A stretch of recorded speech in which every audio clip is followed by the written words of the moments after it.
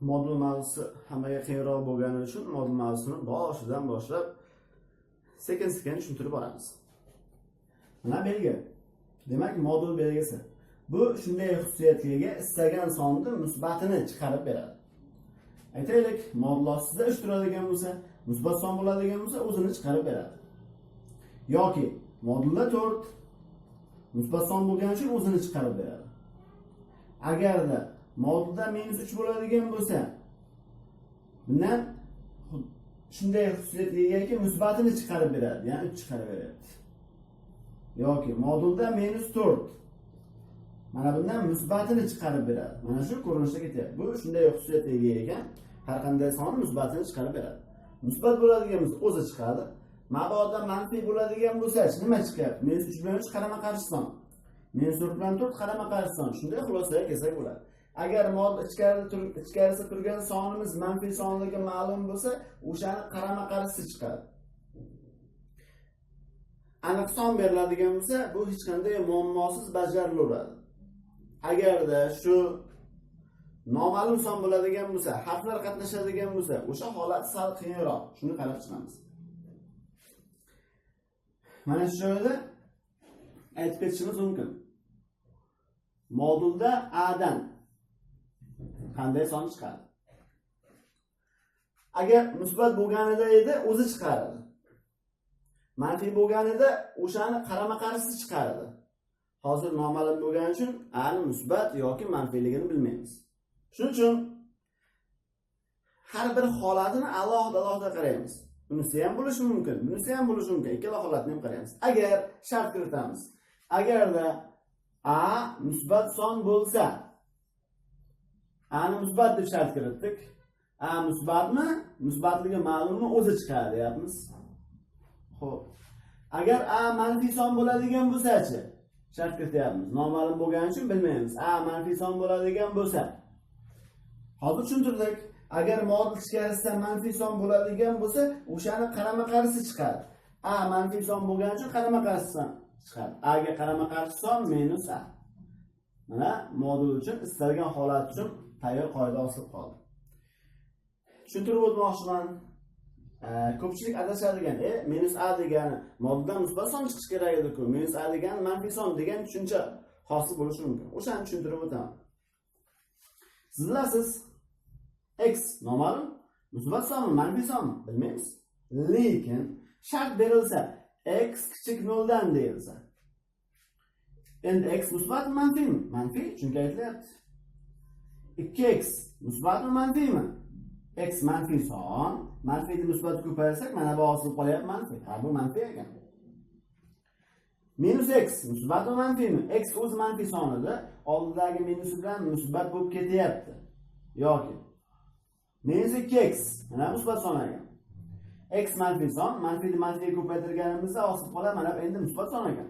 Oldiga minus turibdi degan manfiy son degani emas noma'lumlarda. Bu musbat ham bo'lishi mumkin, berilayotgan shartga qarab.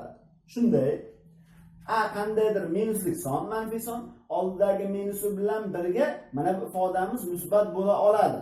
O'sha joyga e'tibor qilish kerak. Bu har qanday modullar uchun demak mana shu qoida o'rinli. Endi soddalashtirishlarni ko'rib beraman. Mana shu joyda umumiy tushuncha aytib ketaylik.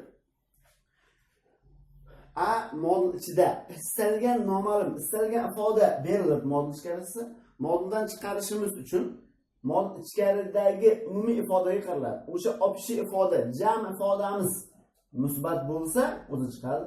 Agar jam ifodamiz manfiy bo'ladigan bo'lsa, xuddi shu ichkaridagi ifodani mensiga chiqadi. Mana. Bitta joyga e'tibor qilamiz. A katta B katta C dan savol berilyapti. A minus B plus C minus A. Shuni soddalashtirishni berilyapti. A B'dan katta son, kattaroq sondan kichikroq son desak musbat. Modul ichkarisidagi ifodamiz musbatligi ma'lum bo'lgani uchun o'zini tushiraman. Ana shu yerda e'tibor olish kerak. Qaraymiz.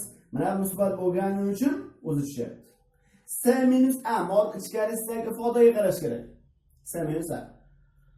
hosil bo'lib qolyapti. S A'dan kichikroq son, kichikroq sondan kattaroq sonda esa ichkaridagi ifoda manfiy.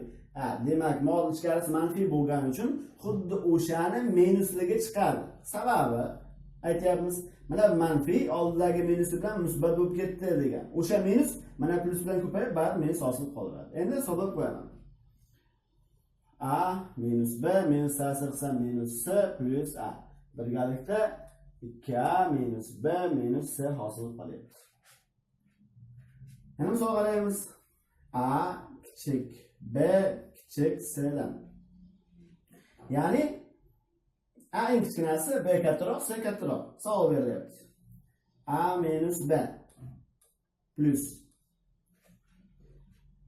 C minus B plus C minus A. Shuni soddalashtirib beryapti. Hozir tushuntirdik. Modul ichkarisidagi ifodaga qarab, mana shu musbat yoki manfiyligiga e'tibor qaratadi. A B'dan kichikroq son, kichikroq sondan kattaroq sonda desak manfiy. Ichkaridagi ifodamiz manfiy bo'lgani uchun o'sha ifodani minusligi chiqadi. Chunki ifoda manfiy, oldidagi minus bilan musbat bo'ladi. C B'dan kattaroq sondan kichikroq sonda desak musbatimiz chiqadi. C minus A. C A ga qaraganda kattaroq sondan kichikroq sonda desak ichkaridagi ifodamiz musbatligi ma'lum. Mana buni ham musbatligi ma'lum bo'lyapti.